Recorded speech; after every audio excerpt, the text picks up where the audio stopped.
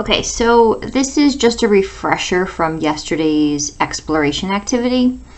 So I just want to make sure you understand what it means for two shapes to be similar. Okay.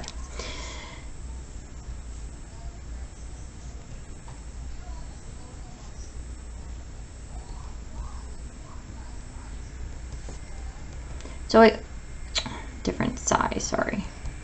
So I always say like this is like the 7th grade definition, right? Similar shapes have the same shape, different size. But what you realized yesterday was the corresponding angles were congruent. And then the new thing is the ratios of the corresponding sides are all equal, okay? Or you could say the ratios are proportional. But I just want to stress to you, in order for them two shapes to be similar, these both have to occur, okay? Corresponding angles must be equal, and if you take the ratios of all of the corresponding sides, they must be the same when they are simplified. That's what it means for the sides to be proportional. The corresponding sides. Okay. So if you look at this example, right, notice we have 3 arcs, so those are equal angles, those are equal angles, and those are equal angles. So since I already know that the angles are all equal, we can check that off. Now the next piece would be to make sure that the corresponding sides written as a ratio are all equal. So I'm just going to plug in some numbers here.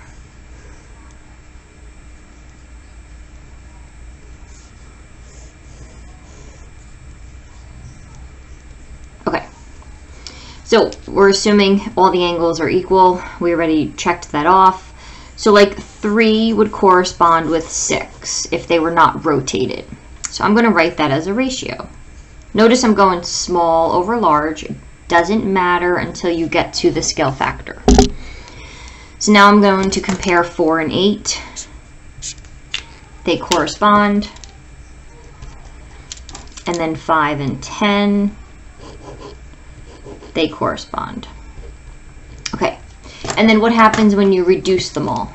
3/6 becomes 1/2. 4/8 becomes 1/2. And 5/10 becomes 1/2. So what that means is these are similar. So you would say triangle ABC is similar to triangle DEF.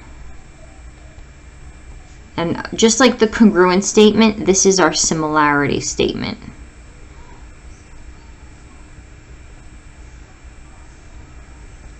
And I should have said this earlier, but the symbol for similar is just this. Okay? And remember, it doesn't matter how you write it. So notice I started here. ABC and DEF are similar. Okay. So this 1/2 means a lot. Your book is going to call it K. That's your scale factor.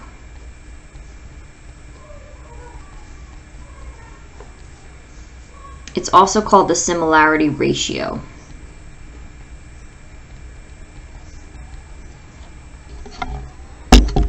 So all 3 of these things mean the same thing. Okay? But now I'm going to be asking you, what is the scale factor from small to large and large to small? Okay? So what this scale factor means, if it's a half, that means these side lengths are half the side lengths of these. Okay? So this is actually my scale factor. So 1/2 is actually going from large to small.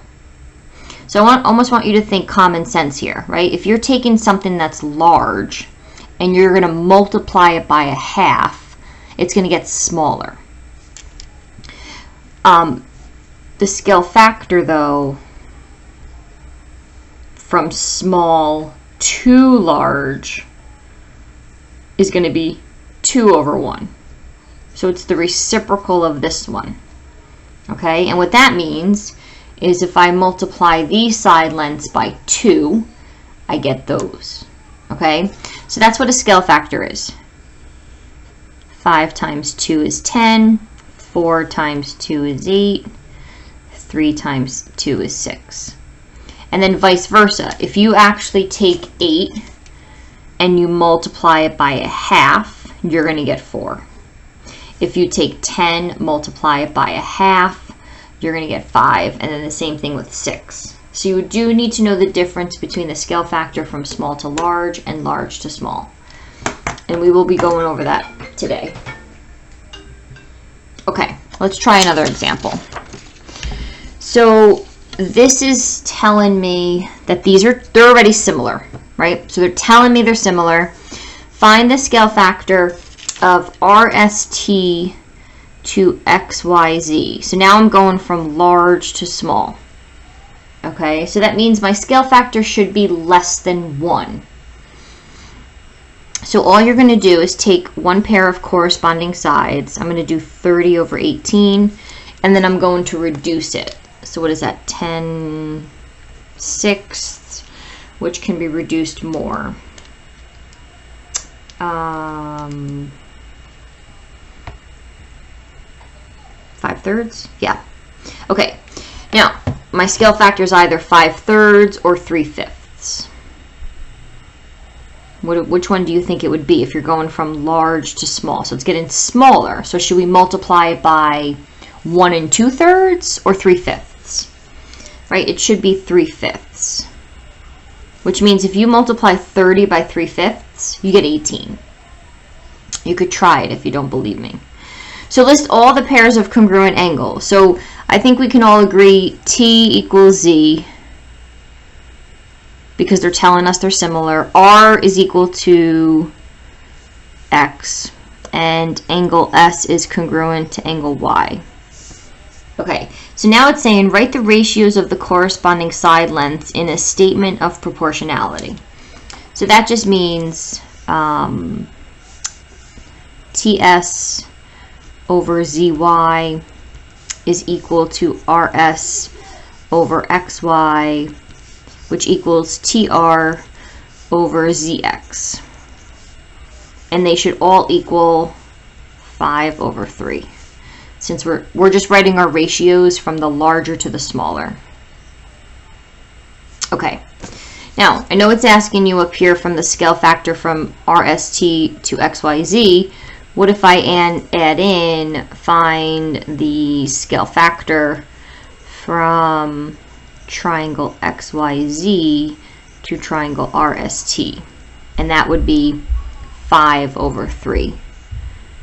Right, because you're going from small to large. So if you're going from small to large, you want to multiply it by a number greater than 1. Okay, let's try this one. Actually, why don't you guys pause this video, pause the video, and then try it, and then we'll make sure you got it right. Alright, so hopefully you guys tried this without listening to me. So corresponding angles are all equal. Check that off. And then now I'm going to do my ratios of my corresponding sides. 4 and 6, 6 and 9, 8 and 12. Notice I'm doing small over large for all of them. You have to be consistent. Let's simplify them.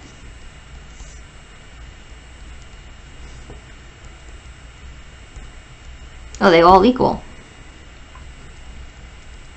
So yes, triangle JKL is similar to triangle PQR because corresponding angles are congruent and the ratios of the corresponding sides are equal.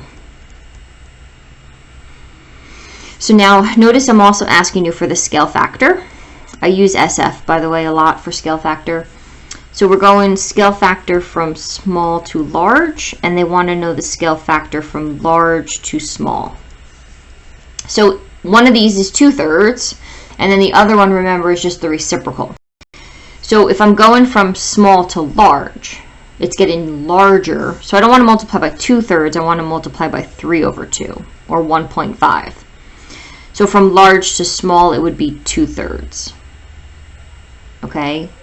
And again, what that means is if I'm going from large to small, if you take 6 and multiply by 2/3, you're going to get 4. Okay? That's a way to check. All right, you guys can try the last problem without me. And then what I want you to do is